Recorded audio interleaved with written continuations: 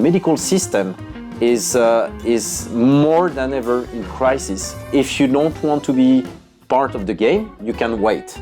When everything is changing, it is an opportunity for a startup company to emerge. 9% of the unicorns are in digital health. I don't see any difference between being an entrepreneur and an investor.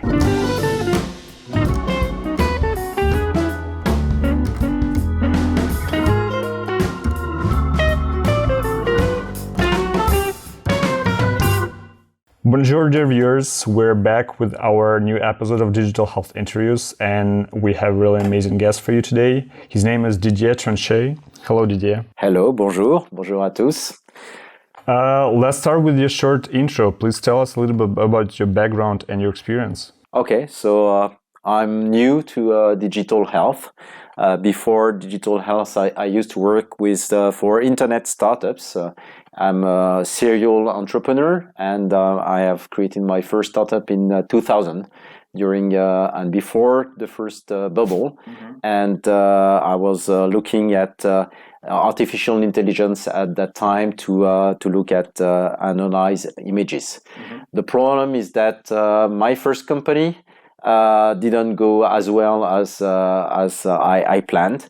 I raised 1 million euros from business angel. And after the end of the bubble, it was very difficult to raise some money.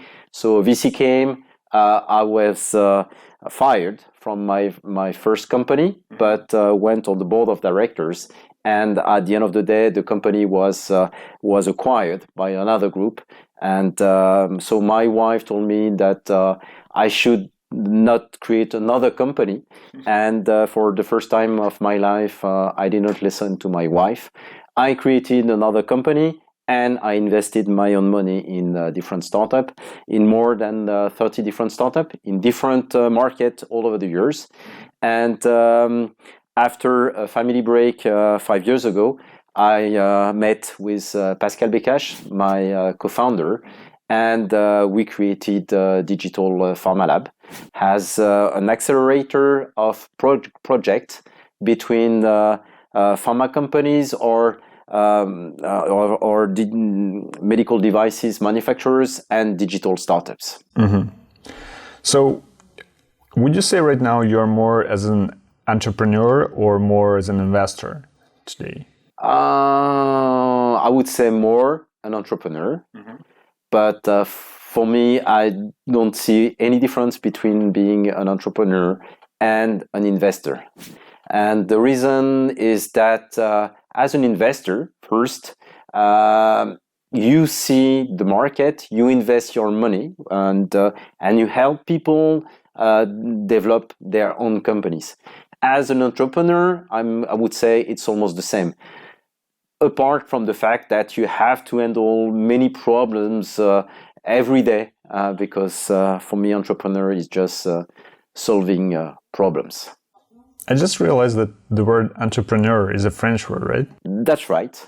Entrepreneur is a very interesting name. It's coming from the Middle Age, or in fact, at the end of the Middle Age. It's when we came from the old castle and the old towns with big walls to new cities, and especially at the center of these new cities, cathedrals. And the entrepreneurs were the people coming together, because an entrepreneur is never someone alone. People coming together, creating these new towns or new society. And they were the people that built Notre-Dame de Paris in Paris. And what is interesting is that the first entrepreneurs that started to build Notre-Dame de Paris never saw the end of the construction, because it took more than 100 years to complete the construction of Notre-Dame. And it shows you that entrepreneur is just like a mission of people together creating a new world that sometime only the next generations will see. And for me, that's a good way to understand what is an entrepreneur. It's not about only money. Of course, you need some money, but it's about having this vision of this new world and making it real. Very interesting. Okay, let's talk a little bit about Digital Pharma Lab. Tell us a little bit about the lab. And I've seen there are lots of programs there. What are the main ones? Okay, so once again, Digital Pharma Lab. We started with the reality that the health system is a bit old. I would say in France, but I'm not sure that it's much better outside. And still working with paper, still working with forms, still working with people waiting in the waiting room. And Digital Pharma Labs is the fact that on one side we see a lot of startups. In Europe, about 18% of startups are in digital health. It's the first market for startups in Europe, 18%. Mm-hmm. At the same time, 9% of the unicorns are in digital health. So we see that we come from 18% to only 9% unicorns, while the health industry only represents 1% of the global GDP. So what we see is that health can be much bigger with the help of digital, and at the same time there is a threshold between all the needs of the digital health and the way you can make it possible with the unicorns.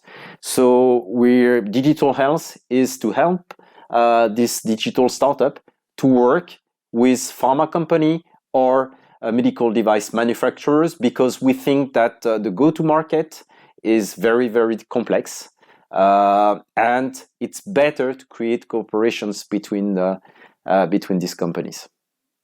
Okay. And do you think the pandemic gave a huge boost to the development of digital health? Yes. So one of our big program is called Coalition, and now it's called Coalition Next. And it was created at the beginning of the pandemic. And what happened is that, as almost everywhere else in the world, hospitals closed part of their services, which meant in particular that chronic disease patients couldn't be diagnosed or treated anymore in hospitals. So with some people, public hospital, private hospital, and big health companies, we created this coalition to say, okay, let's identify the right digital solution to help solve this problem.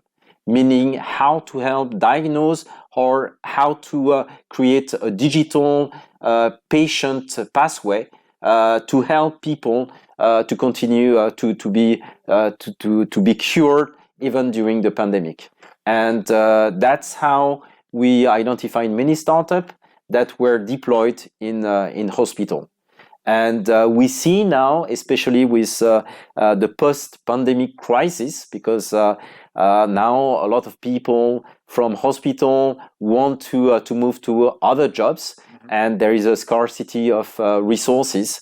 And we see that there is a need of using digital to solve this problem of scarcity and change the paradigm into an abundance of digital services.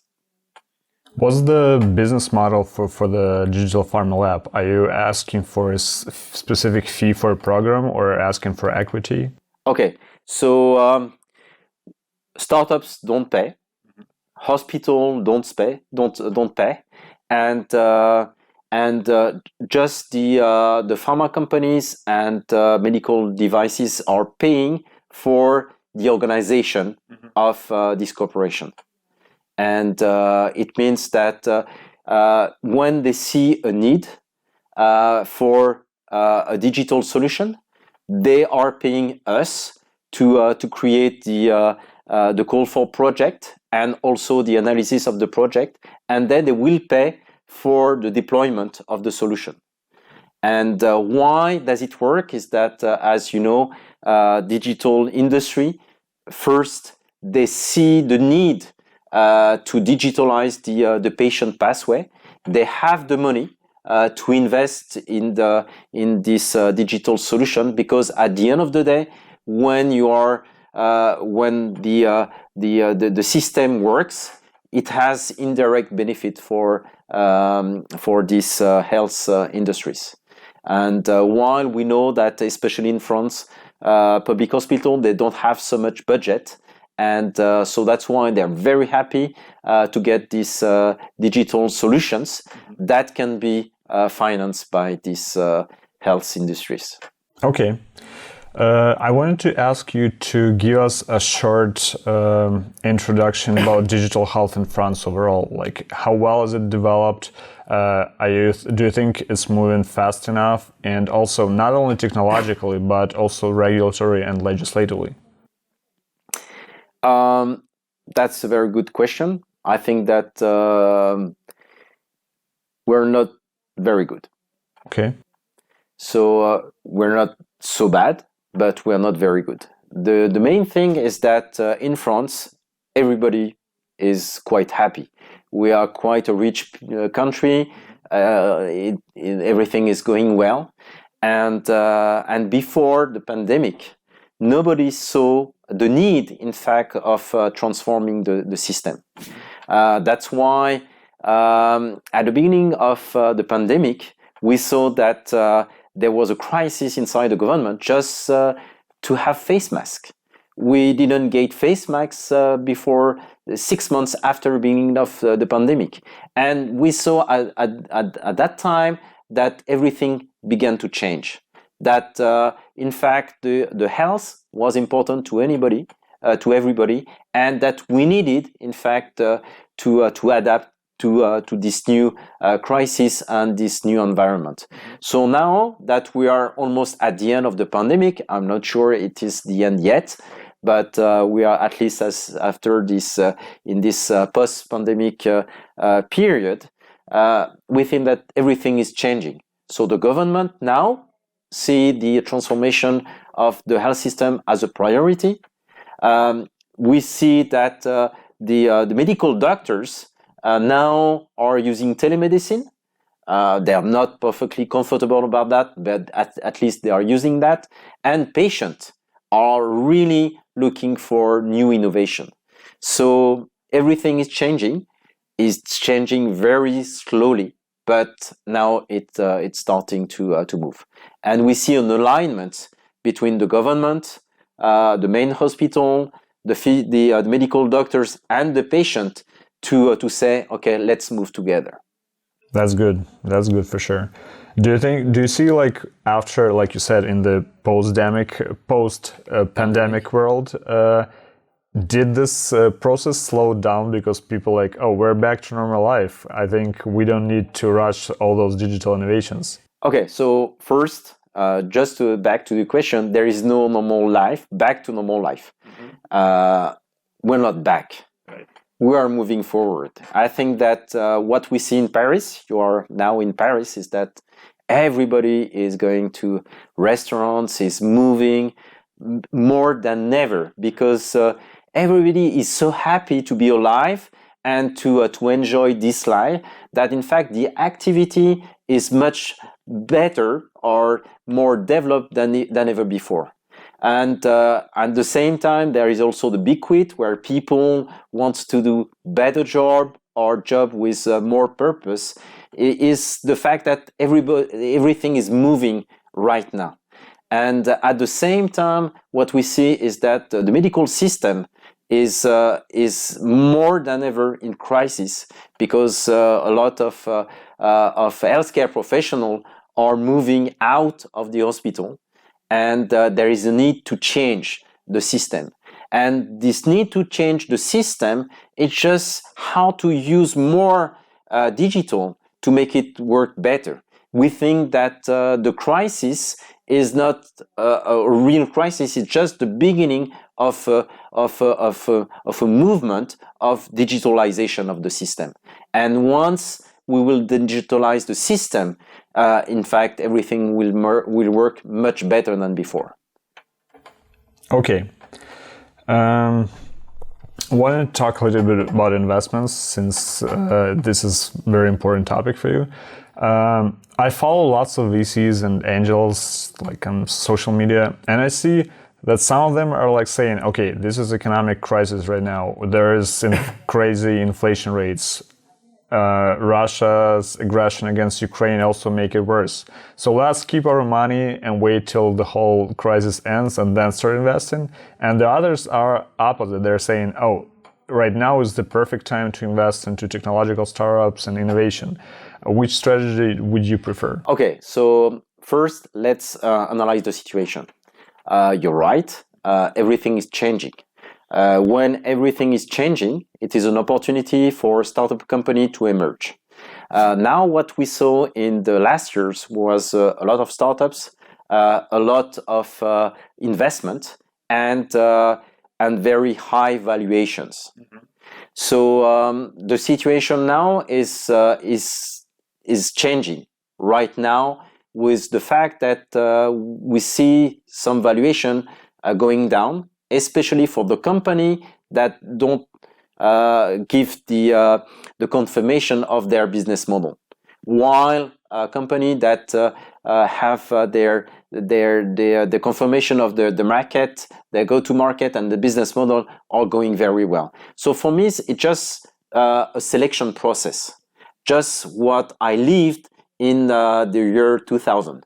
In the year 2000, people were saying, okay, that's the end of the internet, because before 2000, there were so many startups with so many crazy valuation that people in July 2000 said, okay, that's the end of the startup. We're going back to the traditional world. Mm-hmm. We know now that 22 years after, it was not the case. It was just a selection process of the best startup that became the world champion. So I think that in 2022, we are exactly at the same time. Mm-hmm. There's going to be a high selection, and now it's the beginning of this new world champion. So if you don't want to be part of the game, you can wait. Mm-hmm. But I'm not waiting. I think that right now is a very good moment to create this world champion, and we want to be part of that. Okay, so you're an angel investor, but now you're also a part of VC, which is a pharma tech venture. Yes. From investor perspective, what kind of differences do you see between being an angel investor and VC investor, like in terms of decision-making process, amount of money, responsibility, or anything like that? That's a very difficult question.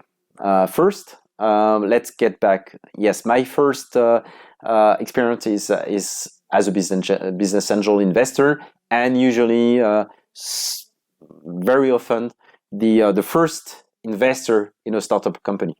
So I co-founded many companies because I love entrepreneurs and I love problems. So I've seen plenty of problems with all my investment, and I love them. As a VC, it's a bit different because you have shareholders. You want to make sure that you enter at the right time with the right traction and the right KPI. But at the same time, what I love is our people. What I love is treating problems, and for me, there is no much difference as being a business angel investor or a VC. As a VC, you still need to assist entrepreneur. You still have to solve problem, maybe in a lesser manner, but at the end of the day, I'm not too sure. So we invested in the two different startups, and have almost a weekly call with one of the entrepreneurs. Each time he has a problem, we discuss, and the way I live being an investor is that they can call me 24 hours, 7 days a week if they have a big problem. Okay. I wanted to ask if you can give us some examples of the startups you've invested in, not necessarily names, but like what do they do and what problems they solve, of course, in digital health, hopefully. Sure. One of the startup, I'm going to name it, is called Diampark. And Diampark was created by a good friend of mine who is called Jamshid Dalili. And Jamshid Dalili is a serial entrepreneur. He created a first company called 3W Academy. And 3W Academy is a kind of academy, a computer science 3 months program, bootcamp program, and I met with Jamshid when he created this company 3W Academy because one of my son wanted to become a software developer. And so I met with the guy. I saw this 3 months bootcamp program, and I loved the program, and I invested my money in 3W Academy. I became the first investor in 3W Academy. Two of my other sons decided to become also software developer, and so I became the first customer of this company called 3W Academy. But after some years, so this company was very, very successful, and Jamshid decided to sell part of the company to a fund. And when he sold part of this company, he was diagnosed with Parkinson's disease. And it was just after the pandemic. So he continued to manage his company during the pandemic with very difficult time. But he decided to create a new company called Diampark to try to find biomarkers and to find drugs for Parkinson's disease. Because today, I'm sure you know that there is no real medicine for Parkinson's disease, only drugs to diminish the effect of Parkinson's disease. So he invested his time, his money in this new company called Diampark, and we developed 4 applications to measure biomarkers of this Parkinson's disease. One is using it's using the mobile phone. You just have your mobile phone in hand, and in less than 20 seconds, it just measures the tremor of your hand. But also using your mic of your microphone, it will also measure the difficulty of speaking and using your mic. So now the company has raised some money, and we think that it will help, in fact, measure the impact of new drugs for Parkinson's disease. And I really love this company because I really love Jamshid. And we think that it can change a lot using just a normal mobile phone to try to identify new treatments for Parkinson's disease. Okay, wanted to ask again, you as an investor, what would be the best approach for startup founders to get in contact with you and share, I don't know, their pitch decks or get advice? What would be the best approach? Okay, so I mean, you can go on our website, digitalpharmalab.com, and there is a contact page. And of course, we are happy to receive the pitch decks, and that's it. Very, very simple. But you know, the conversion rate of successful response nowadays for startup founders is really small when you just send out pitch decks via email with like no connection, no networking, like and stuff like that. Do you think it still works? That's a good point. That's right.